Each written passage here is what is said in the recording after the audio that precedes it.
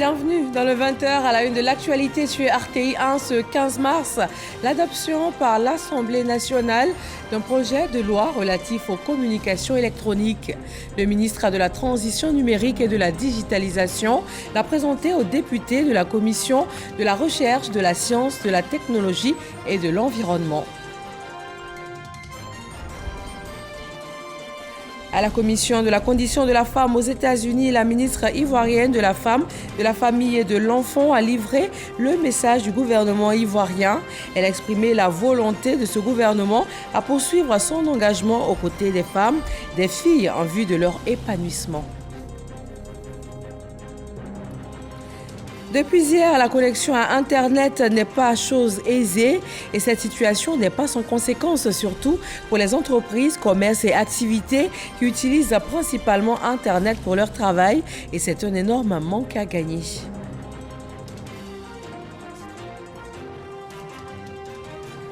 Et puis au Sénégal, la Cour suprême a refusé ce vendredi de remettre en cause le processus pour la présidentielle du 24 mars. Des demandes avaient été introduites par des candidats disqualifiés, dont Karim Wade qui qualifie le scrutin d'illégal en raison du délai trop court. Bonsoir à tous. Le chef de l'État a quitté Abidjan ce vendredi 15 mars pour un séjour en France. Le président Alassane Ouattara a été accompagné à l'aéroport Félix Houphouët-Boigny par le vice-président Thiemoko Meïlie Koné, le premier ministre Robert Begré-Mombé et plusieurs autres membres du gouvernement. Un projet de loi relatif aux communications électroniques a été présenté aujourd'hui devant l'Assemblée nationale.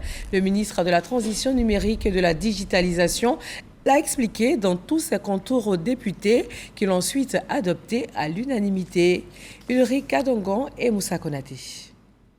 À ce jour, la Côte d'Ivoire compte 670 zones blanches, des localités non couvertes par la connectivité. Une préoccupation prise en compte par le projet de loi relatif aux communications électroniques présenté aux députés par le ministre de la Transition numérique et de la digitalisation. Cette loi nous donne l'opportunité de renforcer la politique de couverture des zones blanches. Comment faire pour que l'ensemble des localités de Côte d'Ivoire aient accès à la connectivité? Il y a un deuxième élément qui est important dans la loi que nous présentons, c'est l'itinérance nationale, c'est-à-dire le roaming. Un opérateur à ses installations, les populations peuvent bénéficier, bien entendu, de la connectivité à travers les installations d'un autre opérateur. C'est quelque chose de fondamental. À partir de cette année, 270 localités vont être connectées au réseau de télécommunications. Le déploiement dans les autres zones se fera progressivement. Autre innovation du projet de loi examiné, le renforcement des actions de l'autorité de régulation et l'allègement de certaines conditions en faveur des opérateurs du secteur. On a allégé pour permettre à tous les opérateurs de mener leurs activités sans trop de contraintes administratives. Nous avons introduit le fait que de nouveaux opérateurs, donc de nouveaux métiers, intègrent le secteur donc, de communication électronique en Côte d'Ivoire, notamment les opérateurs satellitaires. Et enfin, bien entendu, le Conseil de régulation peut créer en son sein des formations pour renforcer le dialogue entre les acteurs du secteur, de sorte à ce que les décisions de cette autorité-là ne soient pas combattues à tort. Ils vont prendre de façon très collégiale ces décisions-là et permettre à notre secteur de se développer au bénéfice des populations ivoiriennes. Durant les travaux, le ministre de la Transition numérique et de la digitalisation s'est prononcé sur la question de la coupure des réseaux Internet survenue jeudi. Ibrahim Khalil Konaté a rassuré les députés des initiatives prises afin de régler la situation. Le séminaire politique du groupe parlementaire RHDP nous conduit au Sénat et Kader Sogodogo nous propose le point des échanges. Le Sénat de Côte d'Ivoire, pour cette deuxième législature, totalise 92 membres issus du RHDP sur un total de 99 sénateurs. Une force que ce groupe parlementaire compte mettre à la disposition du parti pour une Côte d'Ivoire qui avance et gagne. Pour bien faire les choses, ces sénateurs initient un séminaire. Son thème, outils et stratégies pour un rayonnement du groupe parlementaire RHDP au Sénat. Les différentes interventions et les débats interactifs ont notamment mis en évidence que plusieurs facteurs clés sont nécessaires au succès de cette ambitieuse matrice d'action 2024 dont nous souhaitons réaliser. Plusieurs communications, entre autres le groupe parlementaire RHDP et le rôle du sénateur dans les travaux en commission et en plénière et des échanges ont marqué la formation. Au bout du rouleau, une déclaration à l'endroit du président de la République. Le groupe parlementaire RHDP au Sénat salue avec déférence le gigantesque travail que le président de la République abat à la tête de notre pays. Le groupe parlementaire RHDP félicite le président et le remercie vivement pour l'essor qu'il est en train de donner à la Côte d'Ivoire dans tous les domaines sociaux, économiques, culturels. Lui adresse son infinie reconnaissance d'avoir fait de notre modeste pays une grande nation en moins de deux décennies d'exercice du pouvoir.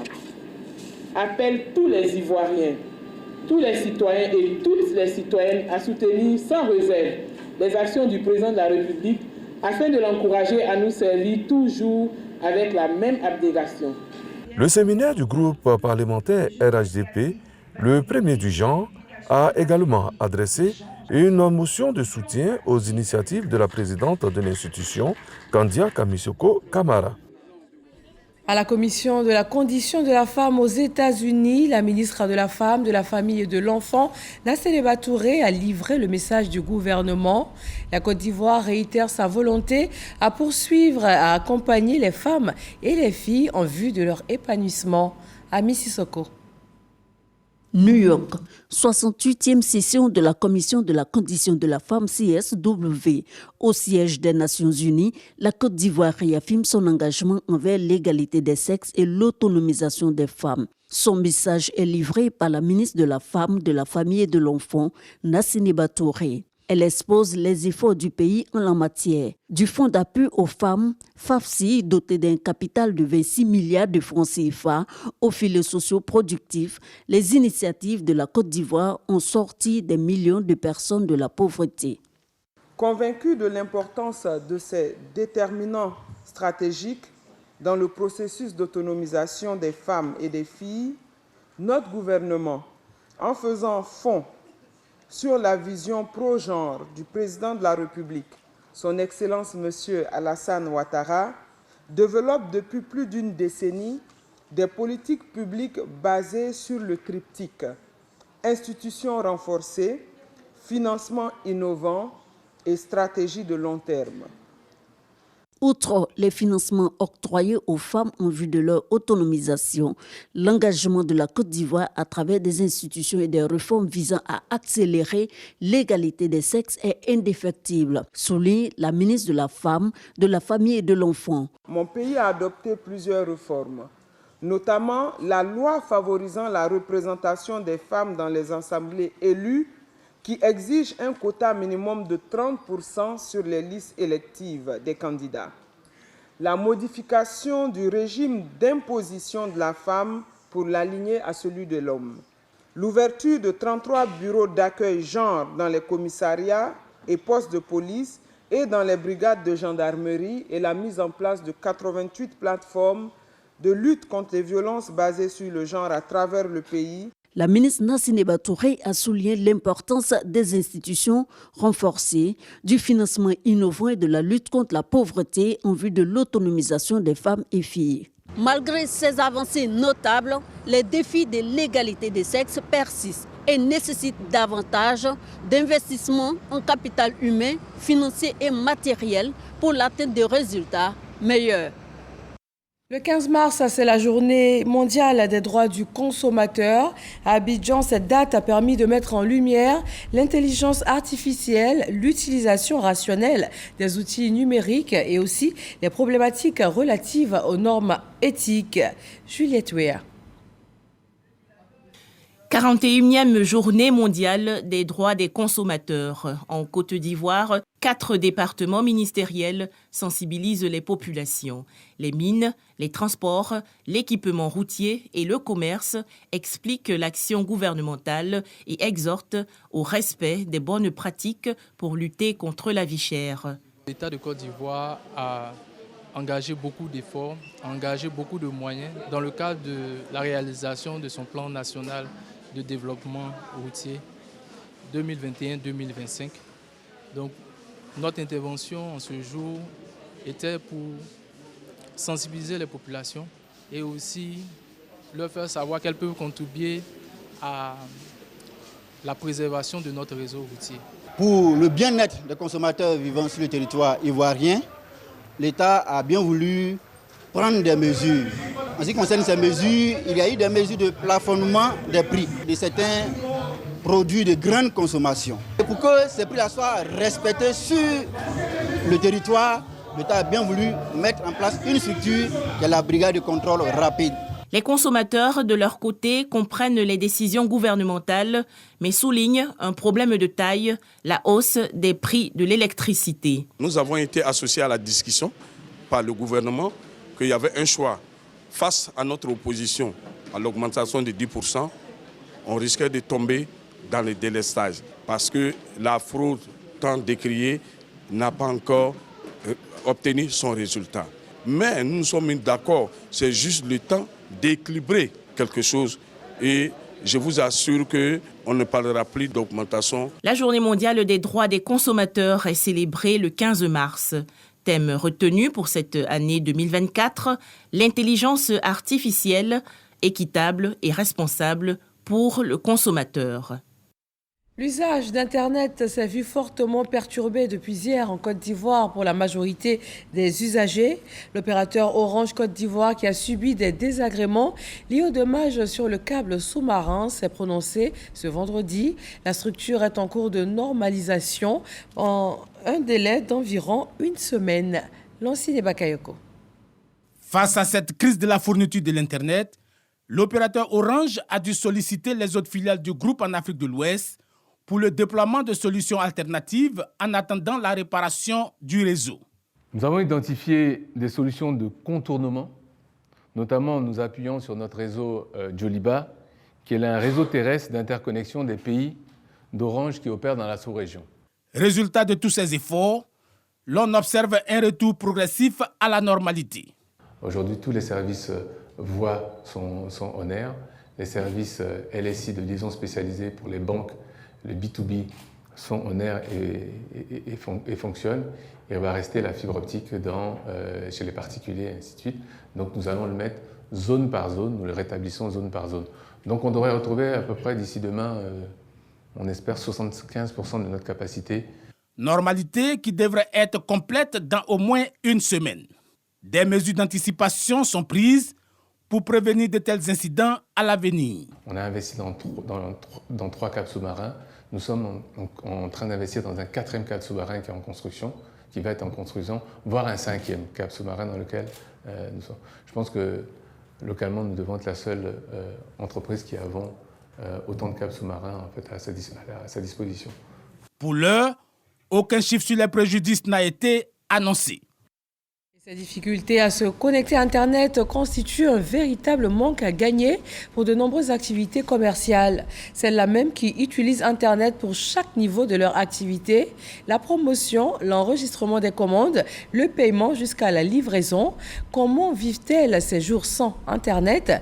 Didier Nguessan leur a posé la question. Daniel est chauffeur de VTC. Il a du mal à utiliser son application et reçoit difficilement les commandes de clients. Depuis 24 heures, son activité est impactée par la coupure d'Internet. Le VTC, ici, ça se passe avec l'Internet. Et comme ça, depuis avant-hier soir, l'Internet est un peu dérangé au niveau national. Et comme ça nous dérange, ça nous fatigue. Parce qu'avec ça, nous ne pouvons pas travailler. Daniel n'a pas pu réaliser la recette du jeudi 14 mars. Et celle de ce 15 mars n'est pas non plus garantie. Il y a d'autres personnes qui font la recette hebdomadaire et d'autres font journalier. J'essaie d'appeler mon boss Puisque lui-même, il a le GPS, il voit tout là-bas. Quand nous conduisons, il voit que nous sommes en train de conduire. Quand c'est garé, il voit que c'est garé. En attendant le retour à la normalité, la recherche de clients devient un chemin de croix pour ce VTC. Les difficultés liées à Internet ont également été ressenties par cette PME opérant dans l'immigration régulière.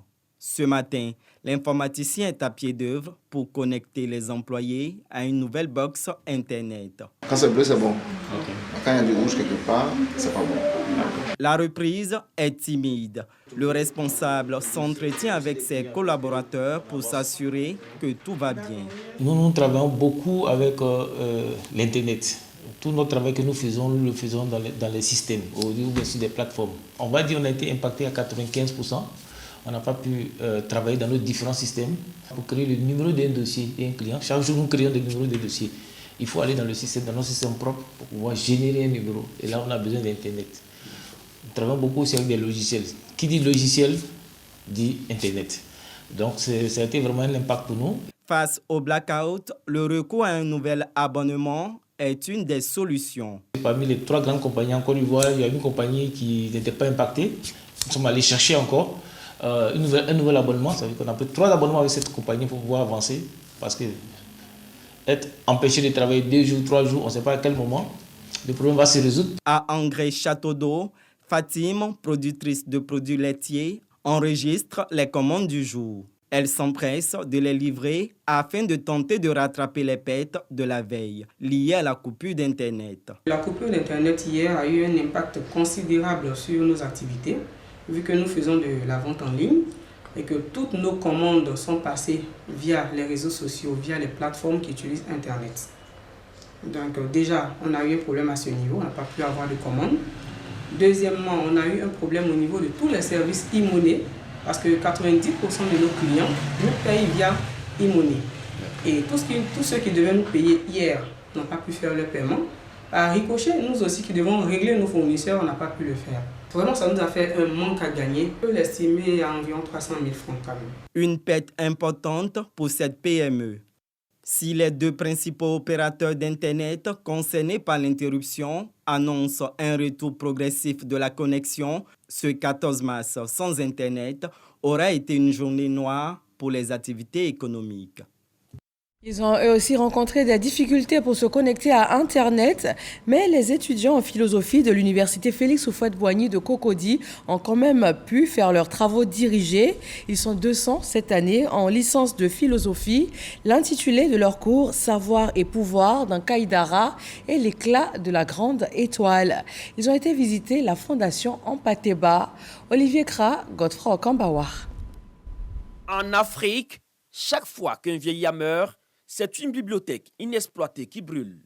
L'un des proverbes de l'écrivain africain Amadou Ampateba a fait l'objet d'une étude des étudiants en faculté de philosophie de l'université Félix Houphouët-Boigny de Cocody. Au nombre de 200, ces apprenants se retrouvent dans le cadre de leurs travaux dirigés sur les traces de l'écrivain au sein de la fondation qui porte son nom. Une idée nourrie par la présidence de l'université. L'école n'est pas qu'entre 4 murs. Voilà, nos enseignants essayent de nous faire voir d'autres horizons. Et avec ce cours intitulé Ampateba, on a appris beaucoup. C'était une belle expérience. On espère encore revenir ici, apprendre encore davantage. C'est des comptes d'initiative qui permettent aux étudiants de pouvoir aller à la source du savoir, mais trouver des éléments importants pour asseoir un pouvoir, la bonne gestion. Selon la directrice de la fondation, le choix porté sur l'établissement est à saluer. Une fierté pour cette fondation qui s'est engagée pour la promotion du patrimoine culturel africain. C'est beaucoup d'émotions. L'activité de ce jour s'inscrit dans le prolongement de l'amour d'Amadou Ampateba pour la Côte d'Ivoire et dans la mission de transmission de l'important héritage culturel qui nous lègue. Qu'on a vu aujourd'hui des étudiants joyeux qui ont voulu venir dans le feu du foyer s'imprégner davantage. Outre ces travaux dirigés, une conférence a été animée par la Fondation sur le parcours de l'homme qui a milité pour la pérennisation des valeurs africaines. Et nous restons en milieu jeune. Près de 3000 jeunes réunis par l'ONG internationale Youth Fellowship. Ils ont été entretenus sur le changement de mentalité, l'amélioration du capital humain et le leadership. Lors de conférences et de rencontres d'enseignement que nous propose de voir Kani Bialayous et Didier Nguessan. Améliorer le capital humain pour le changement de mentalité, notamment chez les jeunes. La deuxième édition de la conférence des leaders de demain offre cette opportunité à la jeunesse. Il y a le thème changement de mentalité, amélioration du capital humain. Déjà, il y a cela qui m'a motivé à venir. L'un des thèmes clés que le président de la République utilise, c'est l'Ivoirien nouveau. Et l'Ivoirien nouveau fait allusion à changement de mentalité. Du coup, cela m'a amené à venir apprendre davantage. Flavien Nizako, président pays de l'AIOF, entend multiplier les canaux de communication afin de faire passer son message. Nous avons une multitude de programmes et d'initiatives et nous pensons qu'à force d'insistance, à force de répétition, ça va finir par former une base dans le cœur des jeunes et ça va participer à leur transformation positive. Le ministre chargé de la promotion de la bonne gouvernance met l'accent sur l'inclusion des jeunes au cœur de cette mission de développement. Il est important que ces jeunes épousent des valeurs nécessaires à l'amélioration du capital humain nécessaire au développement. Les jeunes sont des acteurs clés dans le développement économique, dans le développement social de notre pays. Mais pour que ces jeunes puissent jouer leur rôle, il leur faut épouser des valeurs. Ce rendez-vous qui initie la jeunesse au leadership a réuni près de 3000 jeunes ivoiriens. Parmi eux se cachent peut-être nos gouvernants de demain. En religion, les chrétiens catholiques ont démarré depuis le 14 février dernier le carême, 40 jours qui invitent à se détourner des distractions du monde matériel et à se concentrer sur la parole de Dieu. Une parole qui a aussi la nourriture spirituelle du chrétien, renforcée à travers l'enseignement. Dans ce reportage de Sidonie Davila, des prêtres soulignent l'importance de cette formation spirituelle. Dans la quiétude de la prière, les fidèles de l'église catholique de Saint-Jacques des Deux-Plateaux se rassemblent. Au cœur de cette communion fraternelle, un enseignement. En ce jeudi, comme tous les autres depuis le début du carême, l'église organise une conférence. Le curé Norbert Abécan souligne l'importance de ce renforcement spirituel. C'est un temps propice pour venir au désert, pour mieux écouter la parole de Dieu, quitter tous ces bruits-là, le téléphone, magnétophone, le bruit de moteur, pour mieux entendre la parole de Dieu. Et c'est tellement important que pour nous, ce temps de carême qui est une montée vers Pâques, la lumière éternelle, le Christ ressuscité, va nous permettre d'accueillir cette parole pour que cette parole germe en nous, et que cette parole soit comme la lumière, pour éclairer notre route, comme la nourriture pour nous fortifier, pour pouvoir avancer. Dans la tradition chrétienne, la nourriture spirituelle est aussi essentielle que celle physique pour le chrétien. Chaque paroisse s'organise pour un moment d'enseignement avec les fidèles.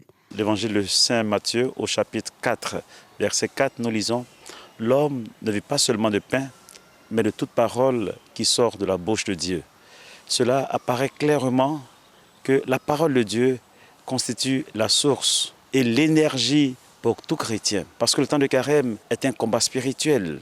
Mais le temps de carême est surtout une démarche de foi, une démarche de conversion, une démarche de retour à Dieu.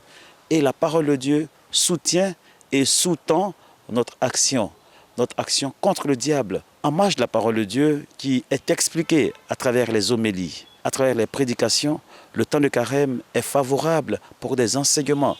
Certes que pendant les homélies, on ne peut pas tout développer. La période du carême, marquée par la prière, le partage et la pénitence, constitue un moment de grande richesse spirituelle pour les chrétiens. Pendant ce temps particulier, les enseignements dispensés mettent l'accent sur divers thèmes, tels que l'amour, le pardon, la réconciliation, le partage. On change de cadre pour le plan d'eau lagunaire abidjanais. La dépollution de la lagune Ébrié est au cœur des actions du CIAPOL depuis déjà quelques jours. Il s'agit de venir à bout de ce problème, avec notamment les cas de mortalité de poissons qui l'entraînent. Michel Mambo.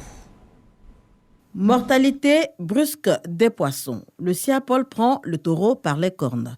Le Centre ivoirien antipollution mène la réflexion sur la question, mais également sur la gestion des végétaux aquatiques envahissants sur le plan d'eau lagunaire et la valorisation des déchets au port autonome d'Abidjan. Il est question de trouver des solutions durables en vue d'améliorer la qualité des eaux lagunaires. Le sujet qui nous réunit ce jour est bel et bien la pollution dans la lagune ébriée qui révèle un grand enjeu eu égard aux impacts sanitaires importants, écologiques et économiques qu'elle représente sur la ville d'Abidjan.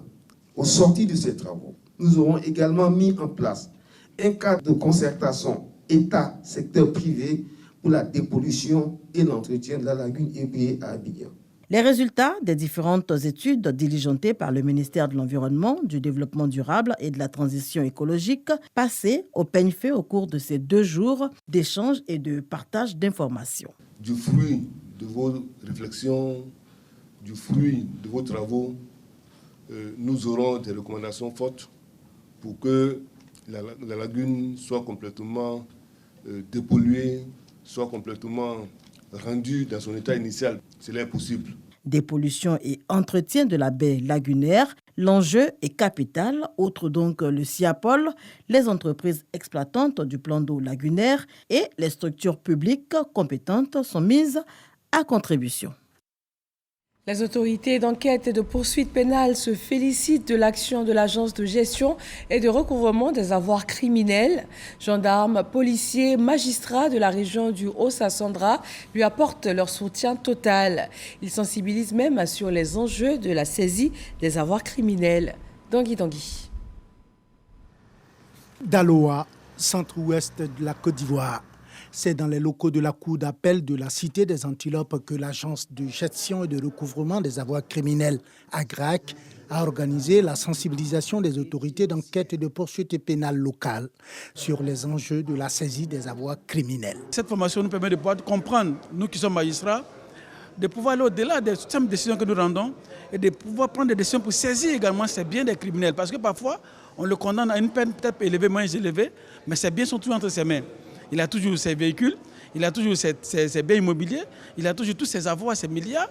Dès qu'il sort, il continue de les exploiter. Alors donc le mécanisme, c'est de savoir comment mettre en place, comment saisir tous ces biens-là et en fait que ce monsieur ne puisse plus continuer. Un constat a été fait.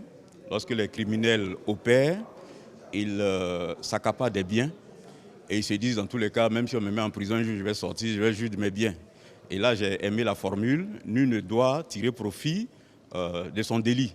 Les experts de l'AGRAC ont présenté leur institution et les enjeux de la saisie et confiscation en matière de lutte contre la criminalité économique et financière aux magistrats, gendarmes et policiers venus participer à cet atelier. Aujourd'hui, la peine d'emprisonnement n'est plus la peine principale. Alors, on a établi ce qu'on appelle la peine complémentaire, la confiscation des biens. Donc, à l'analyse, on s'est rendu compte que les criminels commettaient leur forfait pour avoir beaucoup de biens et la peine d'emprisonnement ne résolvait pas vraiment le problème puisque pour eux, c'est un risque du métier. Et à la sortie de prison, ils retrouvaient un peu le produit de leur forfait. Aujourd'hui, il s'agit de capter, de confisquer tout ce qui est bien issu de la commission de ces crimes et de ces forfaits-là. Selon l'Office des Nations Unies contre le crime et la drogue, les organisations criminelles génèrent environ 520 000 milliards de francs CFA par an.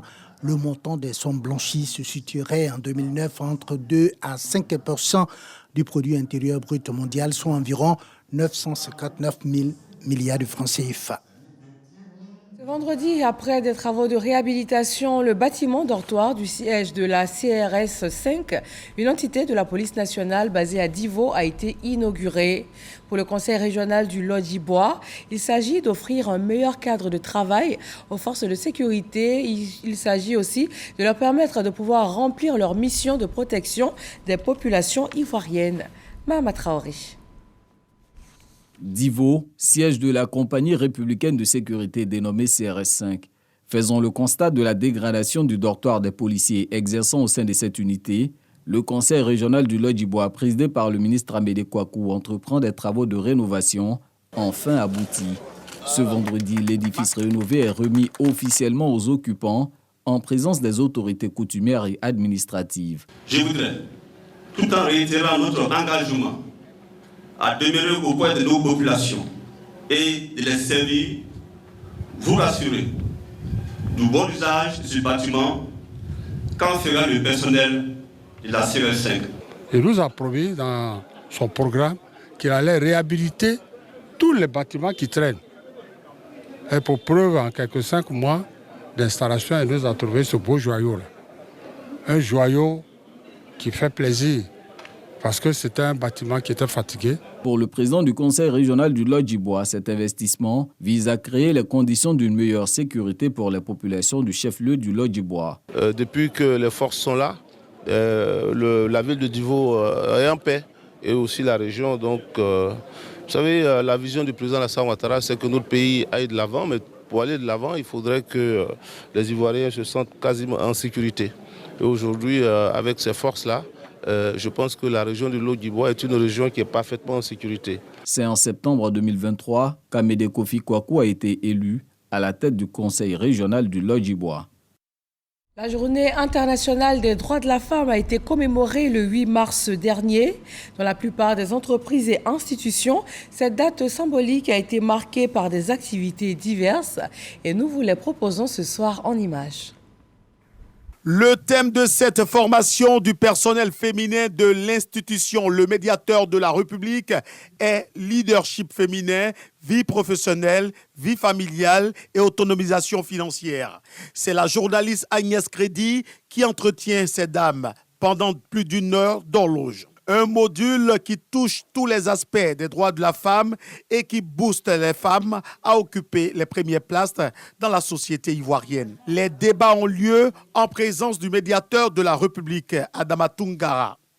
La Constitution du 8 novembre 2016, dans son préambule et les dispositions subséquentes, renforce les droits des femmes et assure la parité entre les sexes dans l'accès à la propriété et aux responsabilités dans les administrations et les entreprises, ainsi que dans la sphère politique. Rencontre fructueuse pour ces participantes qui enrichissent leurs connaissances sur la notion des droits de la femme.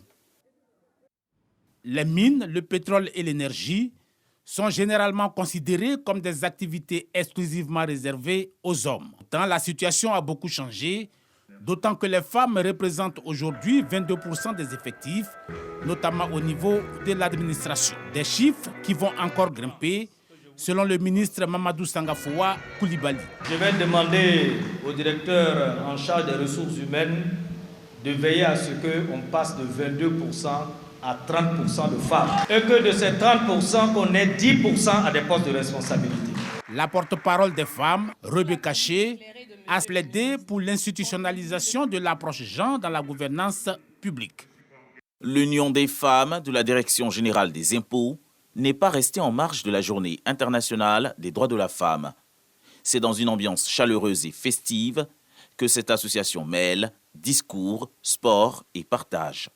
C'est avec fierté que Daniel Cissé, marraine de la cérémonie, entend continuer le combat entamé par ses aînés. Cette période qui met à l'honneur la femme offre perspective globale. Demandons au gouvernement, aux autorités, ou à nos différents patrons et directeurs de soutenir les associations de femmes fonctionnaires. Ces femmes, portées par l'héritage de leurs aînés et animées par la flamme de la solidarité, s'engagent main dans la main à améliorer la condition féminine en Côte d'Ivoire. Une note moins gaie dans ce journal, la commémoration de l'an 1 du décès de Aboulaye Diallo, ex-compagnon de Félix Houphouët-Boigny. Des prières spéciales ont réuni la famille et les proches du patriarche. Léon Brou. L'église Sainte-Catherine de Djekanou, trop exiguë pour accueillir les participants à la messe pour le repos éternel du patriarche Aboulaye Diallo. 1 an déjà que s'est éteint le bâtisseur de Djekanou, trop tôt donc pour ce département et sa famille d'oublier l'illustre disparu. Trop tôt aussi pour les élus et cadres du centre d'oublier Aboulaye Diallo, cet idéal d'humanisme et de développement. Il a bâti toute une ville, il a bâti tout un département. Et quiconque voudrait faire la même chose dans sa région est obligé de revenir ici chaque fois pour apprendre, se ressourcer. Humanisme et développement, deux valeurs synonymes de la vie sur terre d'Abdoulaye Diallo, rappelées à cette messe. 95 ans, dont plus de la moitié au service de l'État et de feu le président Félix Houphouët-Boigny, accompagné notamment du président Alassane Ouattara.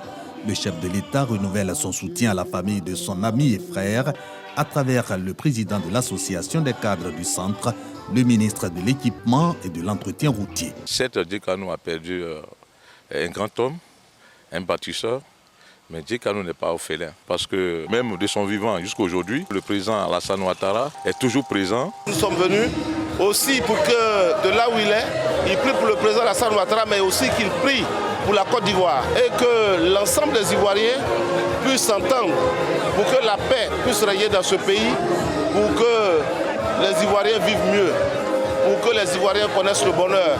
Ça a été toujours le sens de sa vie, ça a été le sens de la vie du président Houphouët-Boigny et c'est dans cette vision que s'inscrit le président Alassane Ouattara. La prière marquant le premier anniversaire de son décès, aussi l'occasion de renouveler les hommages au patriarche Abdoulaye Diallo, décédé le 10 mars 2023. Le 13e marché des arts du spectacle d'Abidjan-Massa se prépare. Ce sera du 13 au 20 avril prochain. Et la RTI, diffuseur officiel, s'est engagée à une plus large diffusion de cet événement biennal qui, durant une semaine, rassemble les potentiels artistes et le public du monde entier. Voyons cela avec Serge Pacom-Didi et Jean-Marc Djadji. Renouvellement de contrat entre la direction générale de la RTI et celle du marché des arts africains d'Abidjan, Massa. Cela en prélude à la 13e édition du marché des arts d'Abidjan qui se tiendra dans la période du 13 au 20 avril 2024.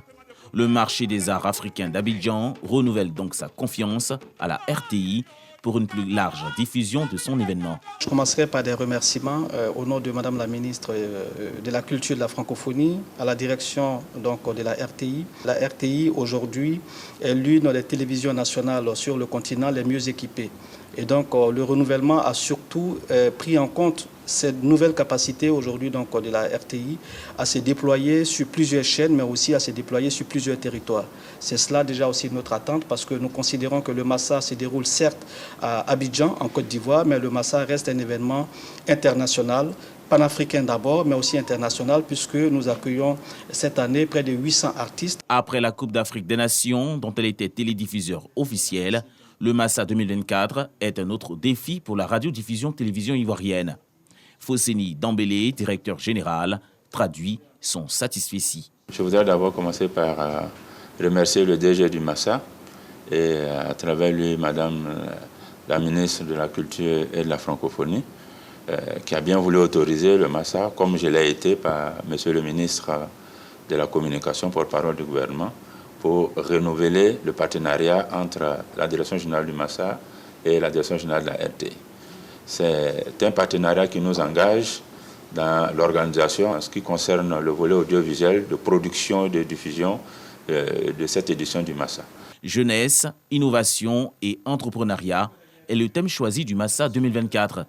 Un événement biennal qui, durant une semaine, rassemblera artistes et publics du monde entier.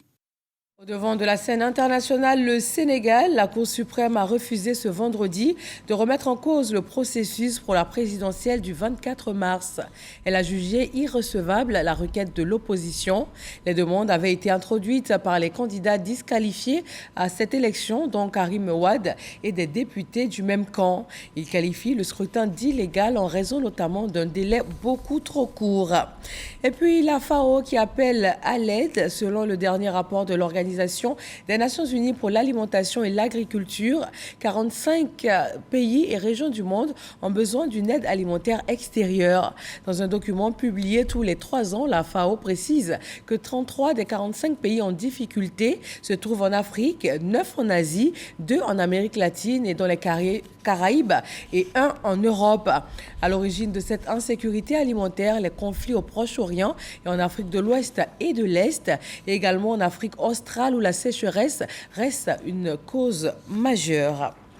Et c'est la fin de ce journal. Merci de votre attention. Excellente fin de soirée et très bon week-end à tous.